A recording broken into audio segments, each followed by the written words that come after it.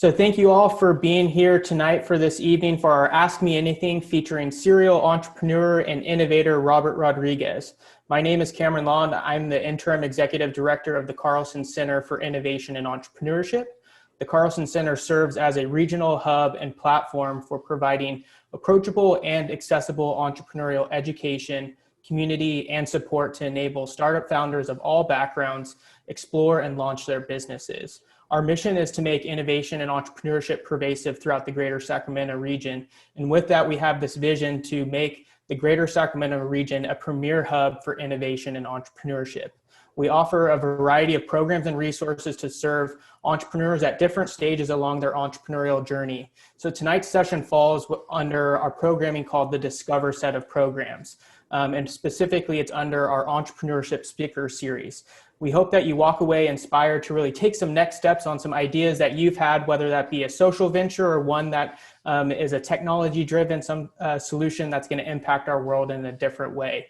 If you do have ideas that you want to take forward, we have a plethora of other programming. We're kicking off our virtual entrepreneurship toolkit series tomorrow. And then we also offer virtual office hours that you can plug into and get programming and resources from myself. We also have one of our team members here, Arlene Miranda, who dials in our operations and admin, and she's just been a terrific person on our team. And then we have two entrepreneurs and residents who help drive our other programs forward. So this evening, we have partnered with the Cerna Center at Sacramento State and the Sacramento Hispanic Chamber of Commerce. And I wanted to give Noel Mora, the Cerna Center coordinator, as well as Kathy Rodriguez, the president and CEO of the Sacramento Hispanic Chamber of Commerce, to share a few words about their partnership. And so, Noel, if you wanted to say a few words about the Cerna Center, and we really appreciate your partnership.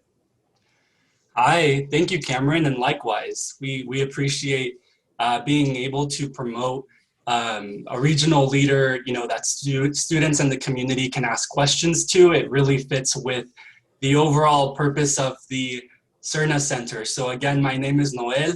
I serve as coordinator, and we really focus on really kind of four main pillars.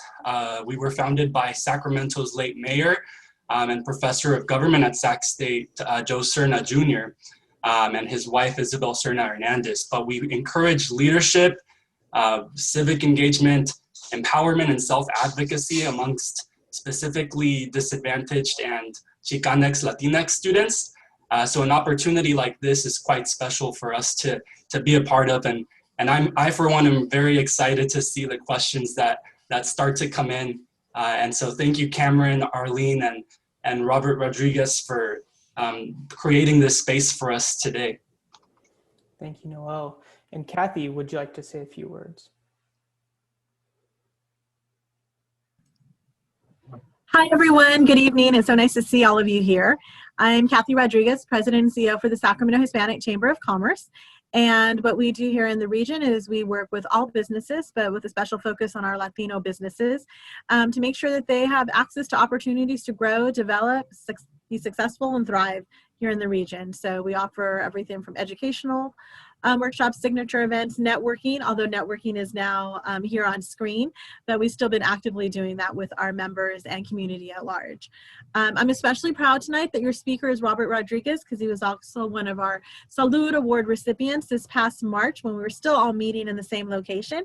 In fact, I think that I have the pleasure, or not so, of being the last big event that happened before pandemic hit, and we were the last big 300 person event allowed. So before that, everyone got to hear Robert Rodriguez's story here at Cambria Solutions. And I know that I left inspired and motivated, and it was something to really look back on and think, you know what, that's what we're all about, is understanding how our businesses start, remembering that not everyone and most people are not an overnight success. There's a long story to get to where you see it, although we look at people and think, oh, happened overnight for you. It did not. And Robert is an incredible example of the perseverance, smart, and innovation that he's put into place to make his business what it is today. So I'm going to leave you with that, because the real star and story is actually Robert Rodriguez. So thank you again for joining us tonight. Wonderful. Thank you, Kathy, and thank you, Noel, for speaking on behalf of the CERNA Center as well as the Sacramento Hispanic Chamber of Commerce. I'm really appreciative of your partnership and look forward to continuing to do work with you in the future and really growing our entrepreneurial base in the Sacramento region. So before we jump into the main portion of tonight, have to do a little bit of housekeeping. I typically would be pointing out the restrooms, but I don't know where those are in your house. So, but for our housekeeping here today, the kind of basics are going to be, can you stay on mute during Robert's presentation as well as during the Q&A? We're going to be using mainly the chat feature to get your questions into Robert. I will be acting as a facilitator to get those questions into him. But jumping into it, I'm very excited about tonight's session. I had the opportunity to first see Robert speak at the Salute Annual Business Luncheon that Kathy was speaking to. It was just great to hear his story, and it was definitely, a highlight because that was also the last public event that we went to. But overall, I enjoyed hearing his story and the way that he views the world and the way he sees opportunities to create business and social value for the communities he lives in. And so I'm looking forward to having him share a little bit more about his story and kind of how he sees the world. And just jumping in, really want to share his larger bio with all of you. And then we'll share a quick video before we transfer it over to Robert. So in introducing Robert, I wanted to share a little bit about him. So he is the first in his family to graduate college. He is now the founder and owner and CEO of a diverse portfolio of fast-growing national companies. Robert's technology firm, Cambria Solutions, was listed in August for the 9th time on the Inc. 5000, a closely watched annual list of fast-growing private companies in the U.S. Earlier this year, Robert was also awarded the 2020 Entrepreneur of the Year by the Sacramento Hispanic Chamber of Commerce. His 3 companies have a workforce of 400 people nationwide, from Sacramento to Florida, Washington State to Washington, D.C. Robert's real estate venture has purchased, renovated, and manages nearly 100,000 square feet in commercial and multifamily real estate. Robert is active in his community. He serves on the City of Sacramento's Mayor's Tech Council and is the incoming chair of the USC Capital Center Advisory Board. He's also established scholarships for first-generation graduates and is a mentor in the Stanford Latino Entrepreneurial Leadership Program. Robert holds a master's degree in public administration from USC, a bachelor's degree from CSU Northridge, and an executive education certificate from both Harvard School of Business and UC Berkeley's Haas School of Business.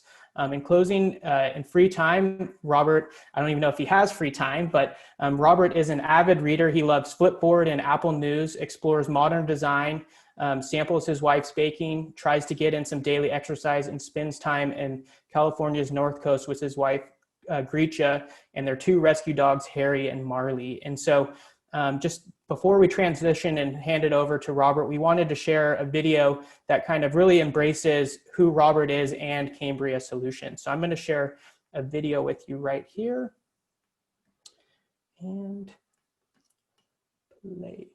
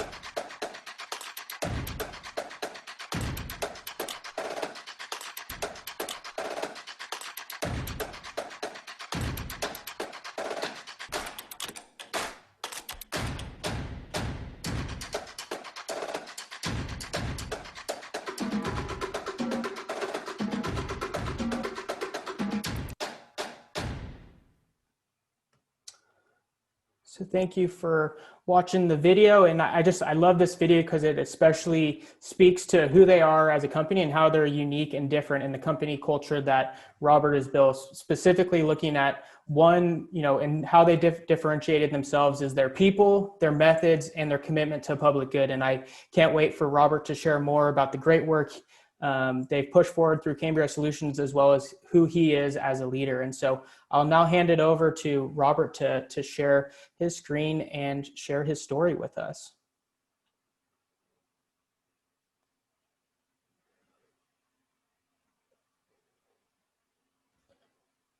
And you'll have to unmute yourself, Robert. There we go. Just doing a quick sound check. Yep, can hear you. All right. And I'm going to share my screen. Great. Okay. Let me know if you can see that. We can see it. Yep, you'll just have to put it in presentation. Great. Great. Okay, that should be that. Great. Cameron, thanks so much for that introduction, for playing that video. The video, I kind of never get tired of seeing that, because we get to see so many of our just incredible people, and especially because we can't see them now, given COVID. So it's sometimes my only time to see them other than video. So I appreciate that. I also just appreciate the Carlsen Center and Cerna Center and the Sacramento Hispanic Chamber of Commerce for having me here today. Cameron had asked that I spend some time talking about not only my journey, but specifically focusing on the bumps and bruises that I've had along the way. And there have been many. There's that old saying, there's an overnight success 20 years in the making. And so hopefully, I don't know if we're that success just yet, but we're definitely almost 20 years in the making. So we'll take this forward and go from there. So I am going to share a few images today, just to provide a little bit of perspective and hopefully keep your interest. So let's go ahead and get started. Cameron asked me to start kind of with my journey and how I got to Sacramento and became an entrepreneur. Going back just a little ways, as Cameron said, was first in my family to graduate from college. That being said, we had a very large family, very large Latino family. I have 76 first cousins. And so that's just kind of how we roll, us Latinos. We have really, really large families. And, I was fortunate because my parents really focused on education. They pushed me through and encouraged me to go to college, even though, my mom had a 6th grade education. My dad had a 10th grade education. They knew that there was a different way, and that's something they asked me to focus on. And I, maybe sometimes kicking and screaming, but I was able to move forward with that. But we came from, a working class background. Again, no one in terms of like a real college graduate role model.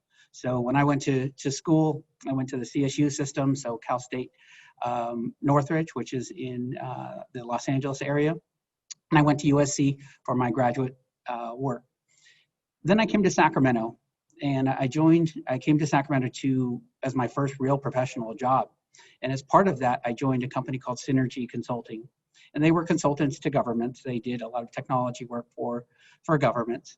And part of that, that decision for me is it was a really small company. I was the 13th person hired. So I felt like that was a startup, and I could learn and grow as that company grew. And it did grow incredibly fast, actually. Within 2.5 years, they were at somewhere between 80 and 90 employees. So that's exponential growth, and I was able to be part of that. Certainly I made lots of connections while I was there, worked with incredibly smart people, and saw what it took to grow a company. So I did that. And as I said, I spent almost 3 years there. And then I decided I wanted to stay in the same industry, but I wanted to try something a little different, a little bit bigger. And so I decided to go to a company called Deloitte. And if you're not familiar with Deloitte, they are the largest private professional services firm in the world. They compete against the likes of IBM and Accenture and those types of companies. And the group in which I worked we built technology for governments. That was our focus. And so being here in Sacramento, that seemed to all make sense. We're, the largest capital in the union, and it was a great opportunity. So I was able to take advantage of that. And when I moved over to Deloitte, there was one high rise in probably our geographic region where I grew up. It was, a small town called Oxnard. It's just north of Los Angeles. There was one high rise, didn't know anybody who worked there, didn't know anybody who actually wore a suit to work.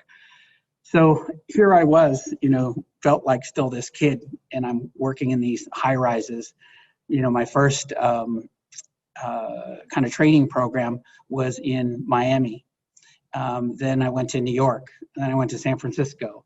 I ended up doing work in the UK, and then, spent most of my time in Sacramento. So I just felt like, oh my gosh, what, am I out of my league? What happened here? But, good fortune happened for me, and I was able to do well while I was there. I was, I was there for 4 years. I was promoted in 3 of the 4 years that I was there. I was consistently ranked in the top 10% of my peer group. So that gave me the confidence to feel like, hey, I can compete with some of the best people in the world. And that confidence, kept rising. And then I was about 30 years old, and I had to make a decision from a management perspective. I said, it's about time for me to go for partner. And partner in a professional service firm, much like a law firm, is like the holy grail. It's something, everybody's striving for, everybody's trying to achieve. And I had the opportunity to go through a process they call going on deck. It means that if you make it, you're going to become a partner that following year. That's a big commitment, and I wasn't sure I wanted to do it. So I had to really think, is this something I wanted to do? Most people thought I was crazy because they thought, my gosh, you're 30 years old, you can be a partner at a global firm and you're not sure. It's like, what's wrong with you? Did someone drop you on your head? Did someone, are you missing, a gene or something?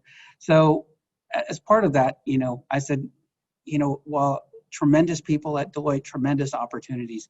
There was something still deep inside me, and I had to look in the mirror and say, is this something I really wanted to do? And I decided I wanted to try something on my own. I wanted to take some risks, and I wanted to give the entrepreneurial world a try. So I turned in my resignation. I left on a Friday, and the following Monday, I founded Cambria Solutions along with a colleague of mine and a couple subcontractors. So I went from this to this. So I went from a high rise to a little tiny office, not even that whole complex, just those 2 windows on the right. That was our office. That's the first home of Cambria Solutions. What you'll see there, the desk on the right, that's our technology center. So, and we all had to kind of run that ourselves. Part of the reason I mention this is that was a humbling experience, going from working for a global company to working in a very small, humble environment. A lot of times, I said, am I doing the right thing? And, I used a sticky note, very much like this one, that I wrote down the reasons that I left. And that was important because I looked at that sticky note time and time again over the years. And I would encourage anybody who's considering a path in the entrepreneurship to do the same thing, because there's a lot of rough times along the way, a lot of self-doubt that will come up when you're faced with roadblocks, when you're faced with other types of challenges. That being said, it turned out to be a great decision. We were able to continue growing, are able to win some new projects. And so it's an exciting time, but it was still a challenging time. But we did have some success. And after a few years, we were able to move into another office space. And this was just a couple blocks away. For those of you in the Sacramento region, this is in Midtown Sacramento. It's called the Mars Building. Stands for Midtown Arts, Retail, Restaurant Scene. And we were up on the second floor. We were the second tenant there. We felt very cool and hip. I was much younger, much less gray at the time. And we were excited to be in that building. Part of the reason I'm showing you this is, that excitement is certainly there because we felt, as I said, we're in modern architecture, very kind of cutting edge, particularly for consulting firms in Sacramento. And then the Great Recession hit. Maybe we could say the first Great Recession hit in 2008. So at the time, we were about a $3 million company, and we had sold another $2 million in future work. So we were in total maybe $5 million. Well, Governor Schwarzenegger, who was California's governor at that time, issued an executive order that said they were cutting all contracts. So our contracts went from $5 million to about $350,000 overnight. Talk about another bump or bruise or maybe a punch in the gut. We had to stop and pause and really think about what was important to us. And part of our discussions about what's important to us, really said, do we start layoffs? Do we start furloughs? What do we cut contracts? Do we, close our office? We looked at all those different options. And what we said is, no, we're not going to do that. We're going to do something different. We're going to double down and reinvest in our people because we believe that they are truly our asset. And it's easy to say people are our best asset when times are good. When times are tough, that's a whole different story. But we said we're not laying off anybody. We're not cutting salaries. We're not furloughing anybody. We're going to grit through this together. And it turned out to be the best decision we've ever made. We continued growing, and not without challenges, most certainly. That growth, though, has come at a cost. That's another reason I wanted to share this image with you. Because what you don't see behind the scenes, it looks all cool. People are there, they're at restaurants, they're enjoying their evenings. Day after day, night after night, so many of us were in an office that you can't see here, toiling night after night, writing proposals, working on client projects, while the world was happening around us. We missed family dinners, we missed sporting events, we missed hanging out with our friends. It's tough. Growing a business is very, very tough. There's a ton of sacrifices. And while it might look all cool on the outside, there's a lot of things that are going on in the inside that people don't see. I'm not discouraging people from becoming entrepreneurs. I'm just saying that there's a lot more to this than meets the eye. I think the other thing that came about when with thinking about this is just the challenges that come with growth. People think, okay, I'm going to grow this company, it's going to be great. And it is great. It's super exciting to grow. But it does have its own challenges. We grow, our average growth rate is 31% a year, which means we double in size every 3 years. So that's fine when you go from, 5 people to 10 people. Then you go from 10 to 20, 20 to 40, and 40 to 80, and so on and so forth. Well, you need different systems, you need bigger projects, you need lots of other things that go along with this. So it's a fine balance between that excitement as well as the challenges that go along with it. I wouldn't change anything, and I wouldn't do anything, well, I would do a lot of things differently because I have a lot of lessons now, but I certainly would continue on that path. That did lead us to quite a bit of success and something we're proud of. This year was our 9th time on the Inc. 5000 list. And, this is kind of something we wear as a bit of a badge of honor because it does show that we're able to grow. We're able to grow through recessions. We're able to grow through good times. We're able to grow through bad times. Certainly with the coronavirus situation that we're all in, It's making things challenging for everybody. And that, you know, yet again, we had to look ourselves in the eye and say, what's our best asset? So this year we did the exact same thing we did 10 years before and said, we're not laying off anybody. We're not cutting salaries. We're not furloughing anybody. Now, I realize that not everybody can do that, but part of what's made us special is our belief in our people and our emphasis in our belief in growth and our emphasis on our people. You know, I also want to just take another minute. We certainly don't have time to talk through all of this, but you know, Lisa Cardoza asked me to take a minute and talk a little bit about some of our other businesses. And so if you see kind of the top right, you see Cambria Solutions. That's the main company that we're talking about here. You know, but from that, we were able to do several other things. Our company was successful and we were able to pivot and grow into other areas. We built a real estate company. We started that with, you know, one duplex in Midtown, which we sold at a $40,000 loss because I didn't listen to the expert advisors who said, don't buy real estate in a down market. When it's going down, do not buy real estate. They said, because you don't know how long it's going to be going down, you don't know when the bottom is, you buy real estate on the way up. So after we lost that $40,000, we said, okay, well, when it starts going up, we'll buy real estate. And we did. We diversified our portfolio. And since then, we've bought essentially one property a year for the past decade. And now we own 10 different properties. We own 7 multifamily apartments, and we own 3 commercial properties. So you can learn from your mistakes and you can push forward. We also purchased a couple years ago now, Strategic IT Staffing, which is a staffing company. And we were trying to fill a gap there. We were trying to fill a need.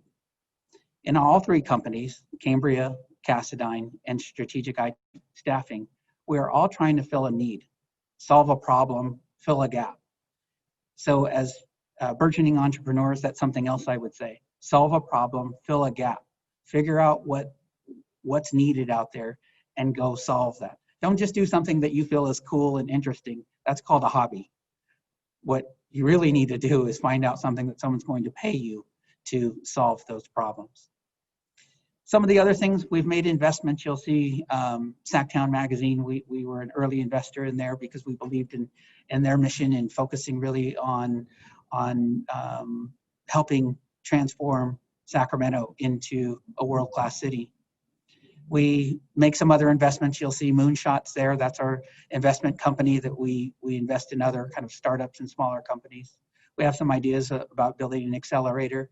This year we launched an innovation lab to help us continue bringing the best ideas to our clients. Along the way, we also haven't forgot what's important, and we have an emphasis on philanthropy. All the way from disaster relief to animal causes to child welfare. We spend a lot of time, a lot of money, a lot of energy in contributing back. In fact, every anniversary, every company anniversary we have, we spend a day working and contributing to our communities. Last year we took all of our employees to different food banks around the nation and worked there for a day to help us get closer to the services and the people that we help support. We also believe in education and learning. So you'll see Sacramento State's there, you see Davis. Not only do we contribute financially, but we hire from there, where we act as mentors. We also do some stuff at some of the other universities in town. That being said, you know, I'm just like you. You know, I have my own hopes and dreams and fears and anxieties and all of those things. So just because you see, you know, all these things on here, you know, I would say to particularly those of you who are newer to the entrepreneur world, you know, don't be intimidated by this. You know, I put my pants on one leg at a time, just like everybody else. And, you know, I think with a lot of grit, determination, a lot of lessons, a lot of bumps, you can also push forward as well. I'm going to end with one final image. because a lot of people ask me, why do I do what I do? This is an image of what's the approximation of Tijuana, Mexico, 50 years ago.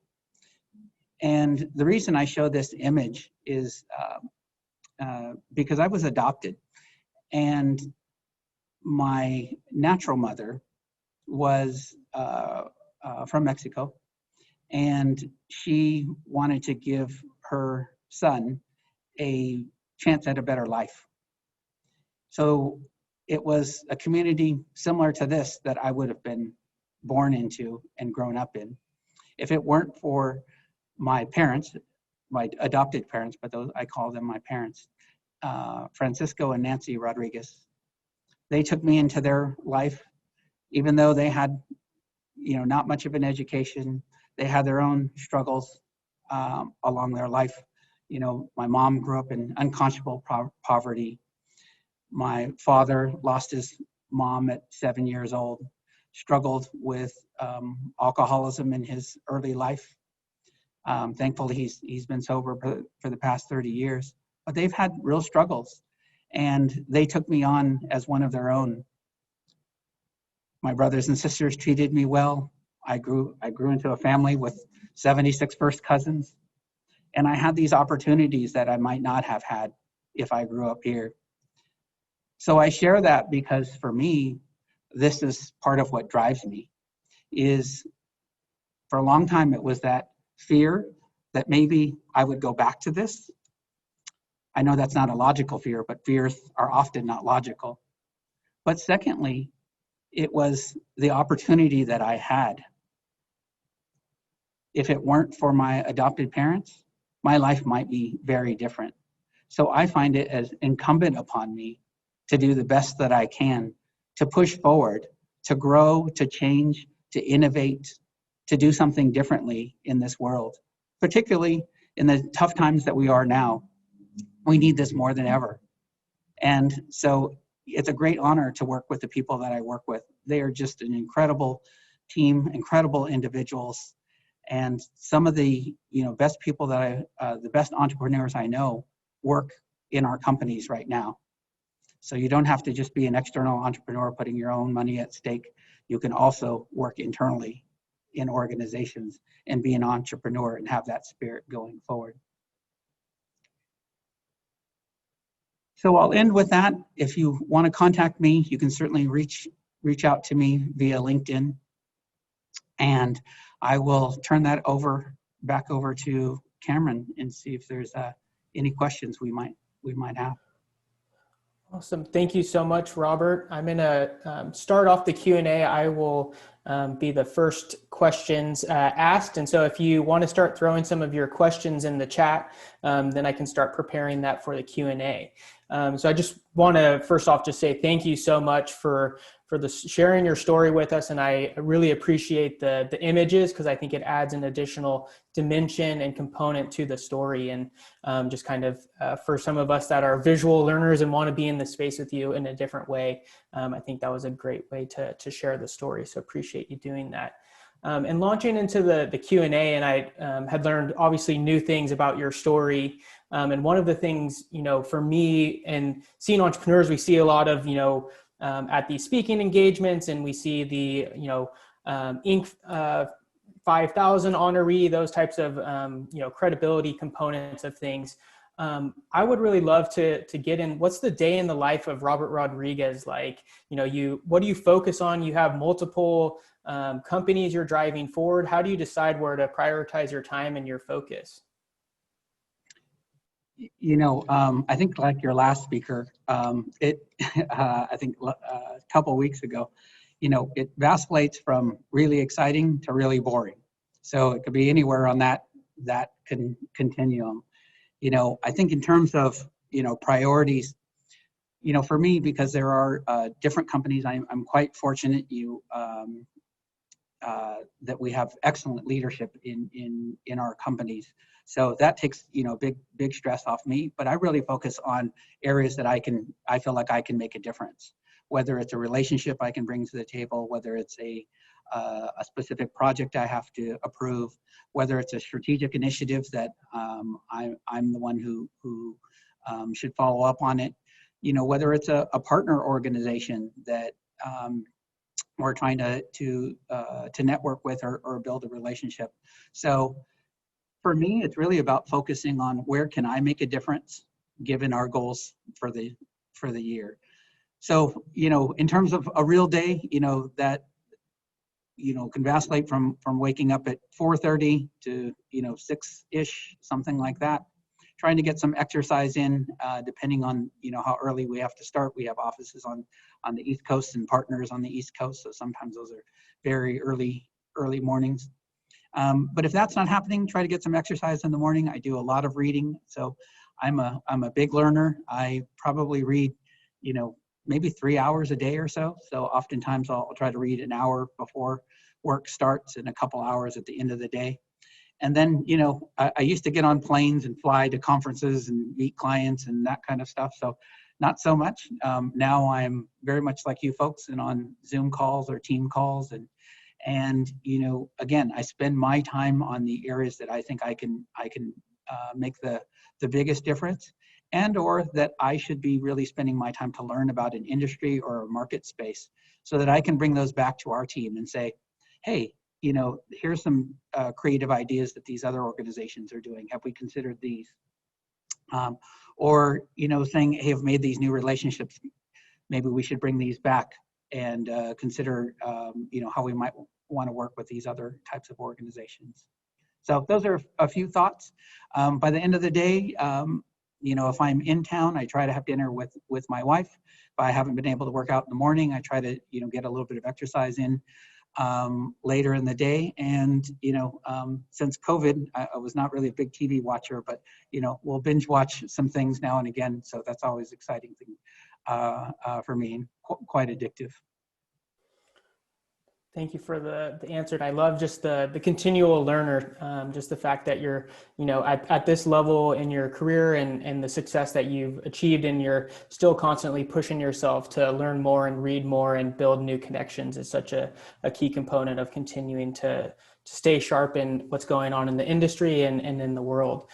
So want to take a step back and really look at that. When you decided to switch from Deloitte and take that step into the entrepreneurial venture, and kind of want to put ourselves in that frame of mind, and want to understand what what was that hardest part in starting? There's obviously the risk. Was it the fear of failure? And I know you have that Post-it note that was kind of a key component that helped you break through some of those barriers and obstacles, but curious of kind of what other things you did to move through some of that fear of failure and risk that it took to really launch Cambria Solutions.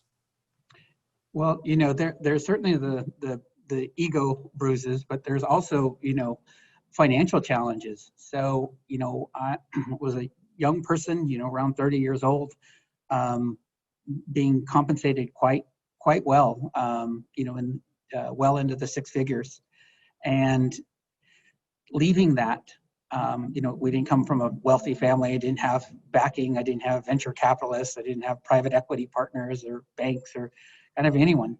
So, a big part of this was the financial side of it. And the way, I got through that is I started several years beforehand. So when I moved to Deloitte, I hadn't really saved in money in my life. I kind of made it and spent it.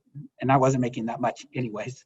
So it was, not as an easy thing to do is to spend that. But I transitioned and I changed kind of my mindset towards money. And I decided to live off of my salary. Any kind of bonuses or raises that I got, I just put those, in the bank. The other thing I did is I just built a routine.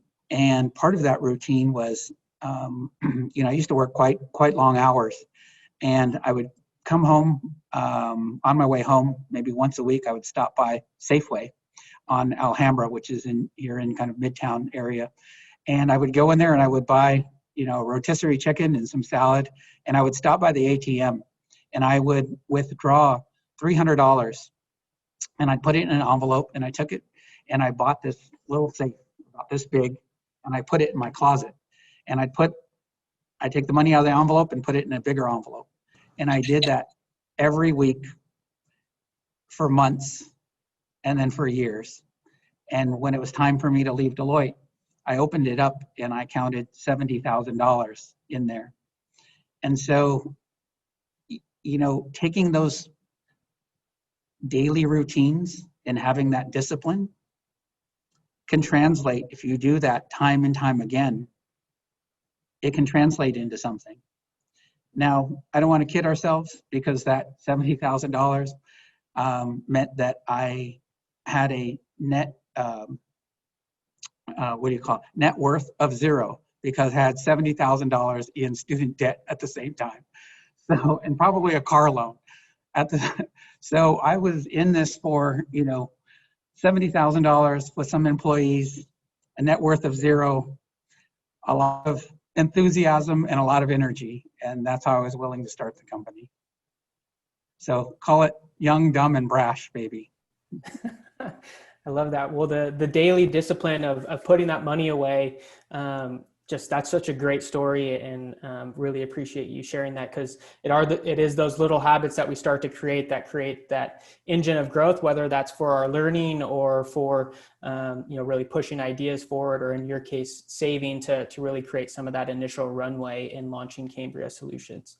So I have one last question, then we'll transition to the audience's questions. So, and this relates to the video that we share at the beginning of our time together here tonight. And I know a core component of kind of your work and Cambria Solutions is your commitment to the public good. And I'd love to learn more about how you've built out that into the culture of your company, and in particular, kind of the work that you're leading with your new innovation lab called CAPI. So, I think, I don't know exactly where it came from, in terms of our, why that's been such an important part of who we are as a company. I can't pinpoint, one thing. What I would say is it's really in the people that we hire. We work with governments. So part of our mission statement is about innovating and delivering results for the public good. So it's literally in our DNA. So we hire people who care about this. We hire people who spend their time already in serving the public good, whether it be volunteering, whether it be just helping out neighbors, whether it be donating money. So it's already in our DNA. And then so from that point, it was really, quite easy to translate that into everyday actions. As I said, in our anniversaries, we contribute. Every holiday, we also make some significant contributions, and we do the other stuff, throughout the year. But because it's already in our DNA, that's something that's easy for us to grasp on. In terms of our innovation lab, for those of you who might not be familiar, we launched at Cambria, an innovation lab earlier this year. We call it CAPI. It's on our website. If you're interested in looking at that, you just look for the tab called CAPI. And that was really about us building something for our employees that focused around innovation. We always talk about innovation, and we do a lot of really cool things for our clients, but we wanted to give our employees a physical space where they can innovate, as well as a virtual space. So our focus in this is, especially since COVID, is really being able to provide the virtual tools to continue innovating in our world today. We can't let this stop. We need innovation more than ever now. So we built this lab, both a physical space and a virtual space, and we've taken on our first project. And our first project is called Project 19th, and it's after the 19th Amendment, which gave women the right to vote. And what we are doing is we are partnering with the University of Southern California to build solutions to encourage more and more women to be part of our electorate and to take on elected office. Right now, the electorate is, in the 20%. There's no reason why this can't be 50% or more. That's commensurate with the population. So we believe that's something that's important. We're putting our money where our mouth is. we're partnering on that, and we're doing all of that for the public good. So that's a long way to answer, Cameron. This is in our DNA, and actions speak louder than words. So we want to be one of those whose actions is showing some results. So with that, don't forget to vote on November 3rd. I say this jokingly to our employees, but if you're not sure how to vote or who to vote for, give me a call. I'll let you know if you're doing it right or not. Awesome. Thank you for sharing that, Robert. And I really appreciate your commitment to the community and the various initiatives you're pushing forward. So I'm going to transition to the chat room and where those questions have come in. So our first question comes from Juan. In your opinion, what is the economic future for Sacramento, and how can Latinx be part of that future? Thanks for the question, Juan. That's a pretty big question. I think I'll give you just some thoughts on that. I don't know if I have an answer. I think what we're seeing right now is actually a migration into the Sacramento region from the Bay Area. So if you look at, we follow real estate. If you look at real estate prices are actually dropping in the Bay Area, and the migration is Sacramento is probably one of the top 3 choices that folks are finding. So I think as we get more jobs in the area, certainly we got to get a vaccine first, right? So I think once we get this all settled, so I'm just going to assume that's the case. But I think as we people are really reevaluating, do they want to be there? Do they in the Bay Area? Do they want to be in Sacramento with all the advantages that it provides? So I'm pretty positive in terms of, the Sacramento region overall. I think it's going to take us some time to get there. I do think that, there's some very significant issues ahead of us in terms of, homelessness and education and some of the other racial issues that we have. So not going to kid ourselves. We also have a number of tax issues that we have just in California as well. So that being said, I think it's a good place to be. I think the universities are really investing in this area. So our real estate is here in Sacramento. So again, putting our money where our mouth is, we believe this is the right area to be in. Wonderful. Thank you, Robert. So next question is from Mariah. What do you see as the greatest challenges facing entrepreneurs today and the greatest opportunities? Thanks for the question, Mariah. I don't know if I know the greatest challenges and opportunities, but, I think I'll say a few things just kind of off the top of my head. I think some of the challenges we have obviously is the COVID environment that we're in. Because we haven't figured out what the new normal is. So, before, networking was a really, big deal and something you were a lot easier able to do. And now it's through Zoom, which is a little bit, kind of awkward. And so we got to get through kind of that awkwardness, as well as selling. So, I know a lot of people in businesses, they don't like to sell, but that's what it takes. People don't come to you usually with money in their hand. You have to go and ask for it. And selling in a remote world is also another major challenge. The regulatory environment and the tax environment, those are also definitely challenges that I think we have. When we look at, what opportunities do we have? There's that old saying, within each challenge, there's definitely opportunities. I think that people are thinking differently. There's access to more money than there probably ever has. You can go online and borrow money from a whole lot of different organizations. The venture capitalists aren't the only ones who have money and who aren't doling out money. So you don't have to be part of that, that old club to get money now. So to any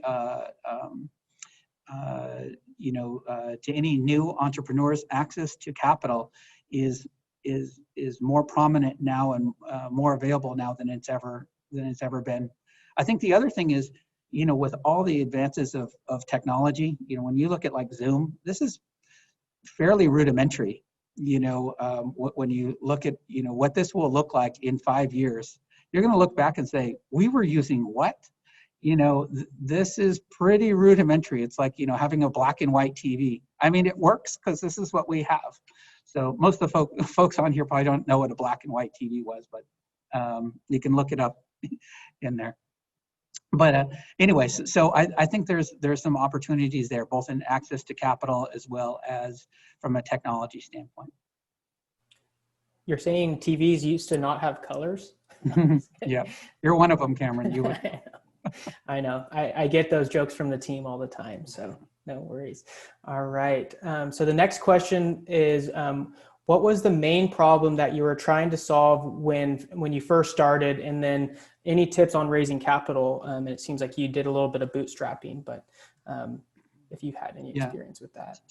So the main problem we were trying to solve it when we started Cambria was we felt like there was a gap in the middle market.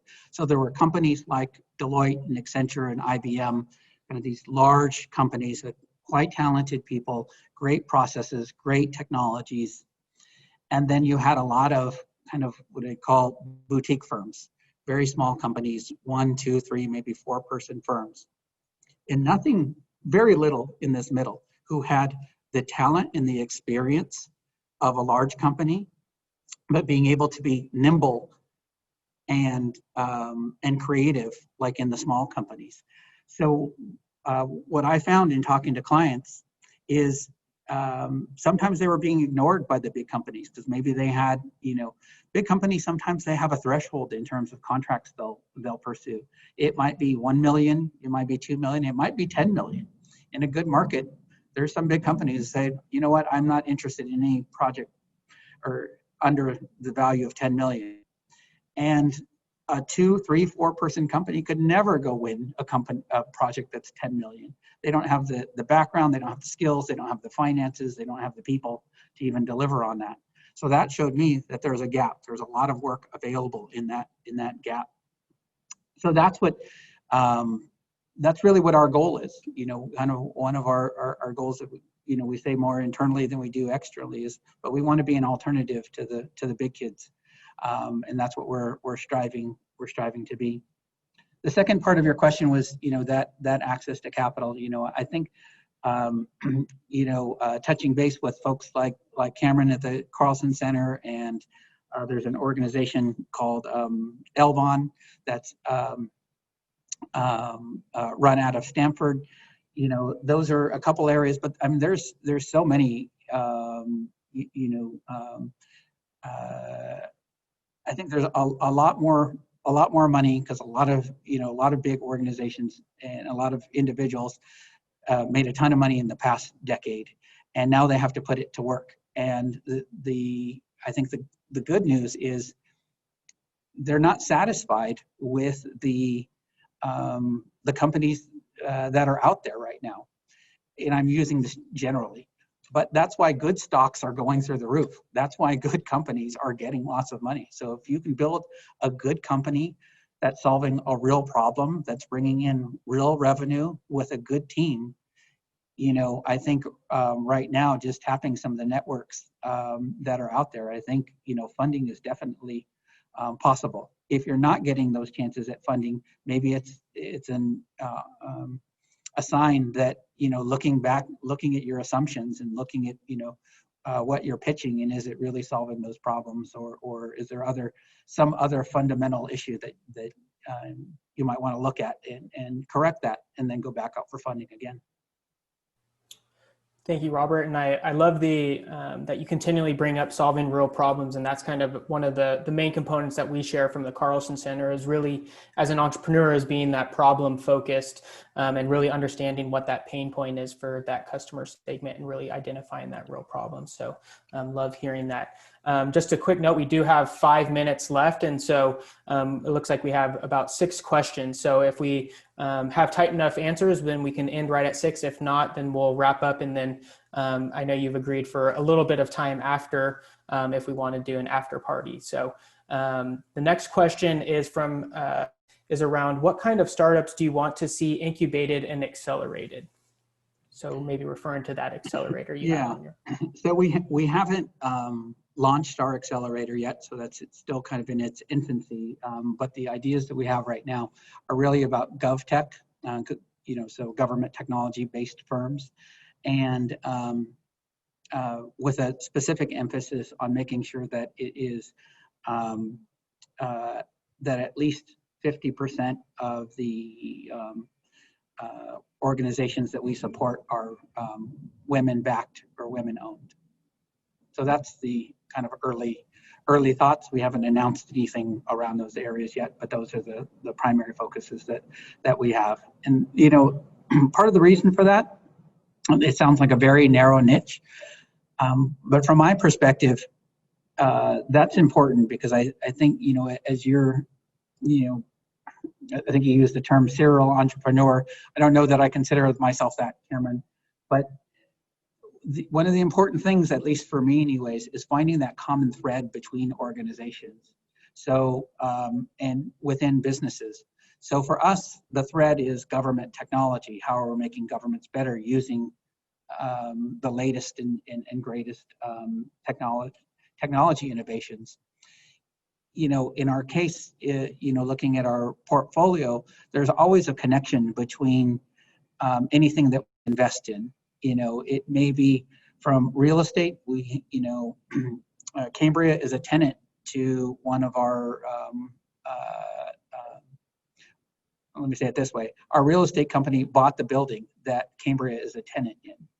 The staffing company is a tenant in a building that a real estate company purchased.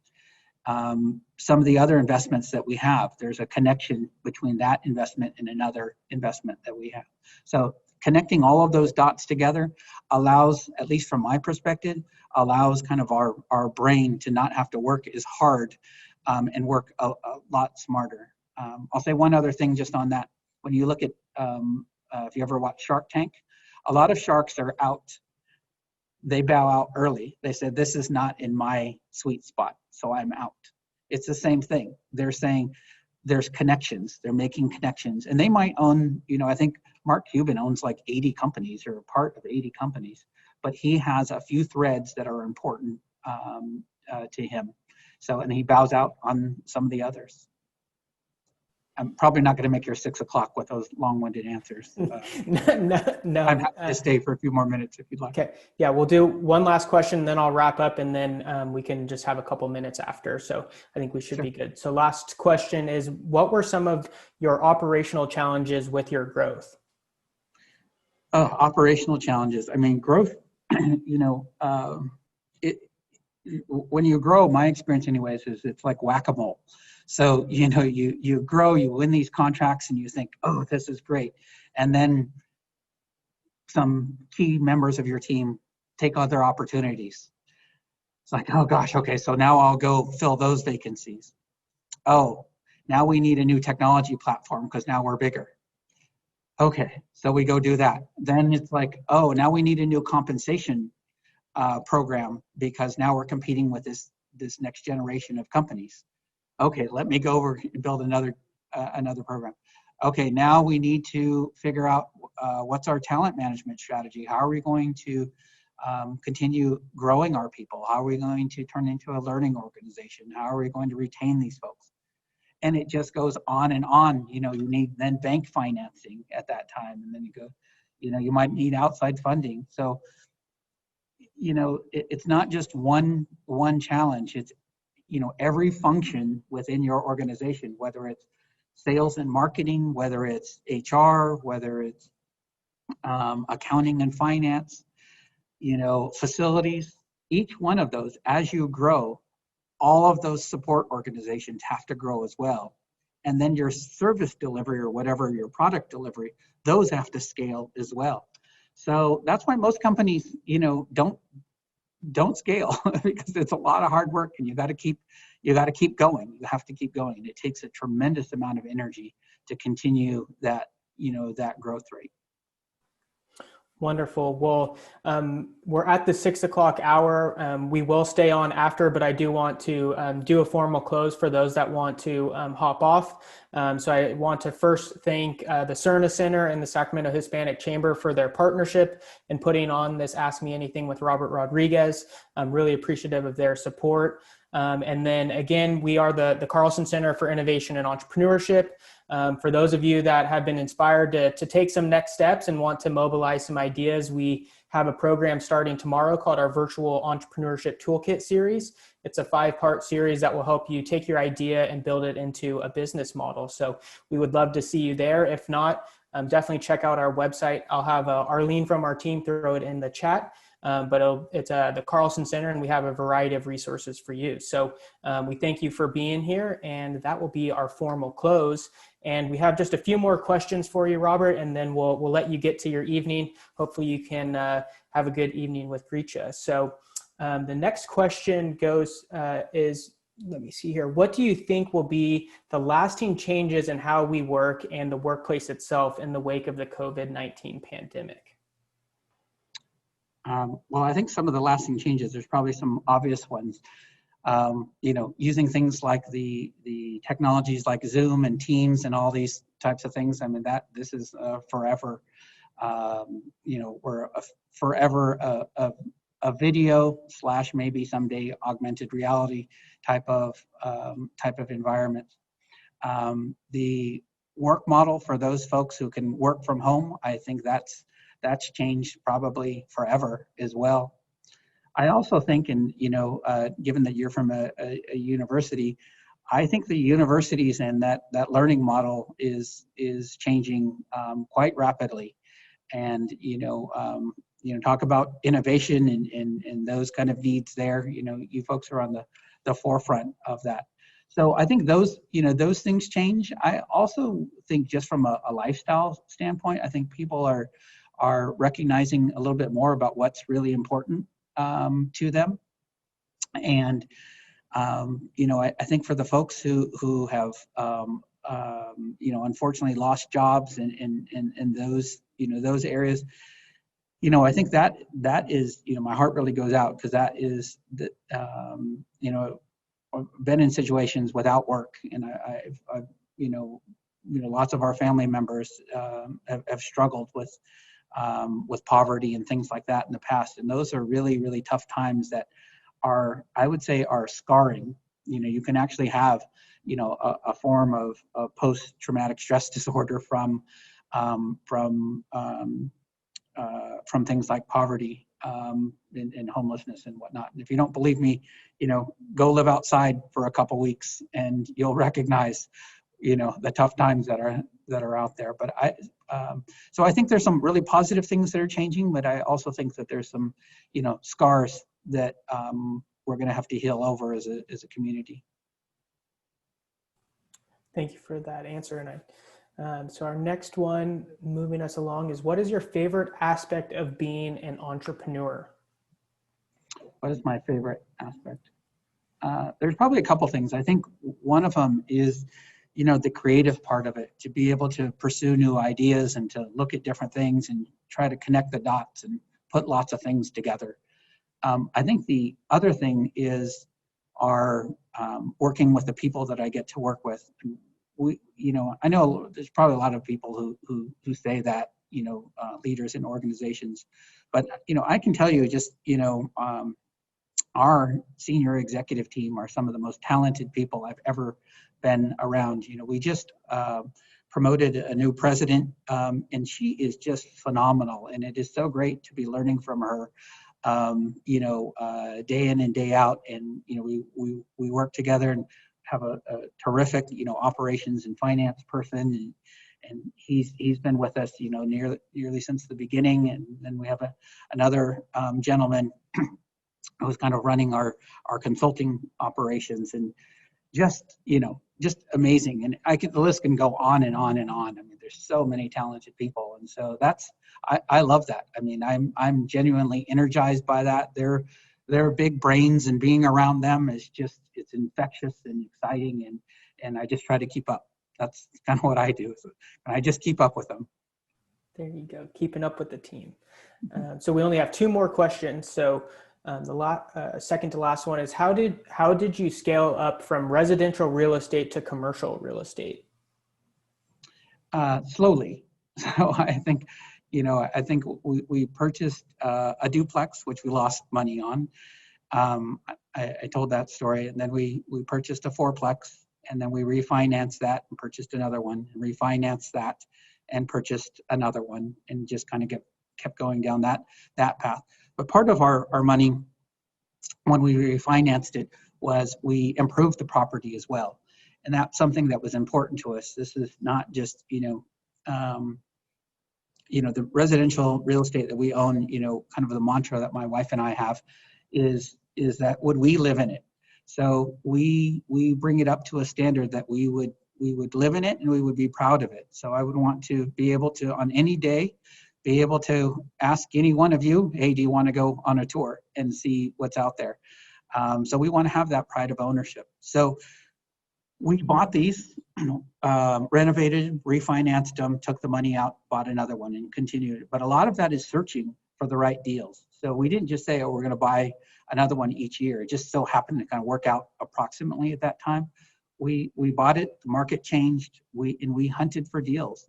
There was, I think, a period of 3 years where we didn't purchase anything because we couldn't find a deal. And then, as luck would have it, then multiple deals happened at the same time. So, opportunity is rarely convenient, but you have to be ready for that. That's what that savings account is for. You save that for when the opportunity is ready and available. But then, as we were growing as a company, we had some experience in this on the residential side, and we said, well, how much are we paying our landlord every month? And, at the time, I think it was, roughly $10,000 a month that we were paying our landlord. And we said, well, what does it cost to buy a building? And, we started doing some of that math and, saying, okay, well, we have this experience. We know that it's different. We hired some experts to help us make some assessments and decided to dive in. Now, we dove in and bought a large building on the corner of 8th and K, if you're ever in downtown Sacramento. We bought quite a large building and renovated that. So that was an experience of itself. But that's how we did it. We started slowly, kind of built our experience. And, don't forget, this was, for me anyways, we were growing Cambria at 30% plus a year as we were building this residential real estate portfolio. So that was nights and weekends and kind of a hobby. So, I'm kind of a business nerd. My hobbies ended up, turning into other businesses. So that's how we got into the real estate business.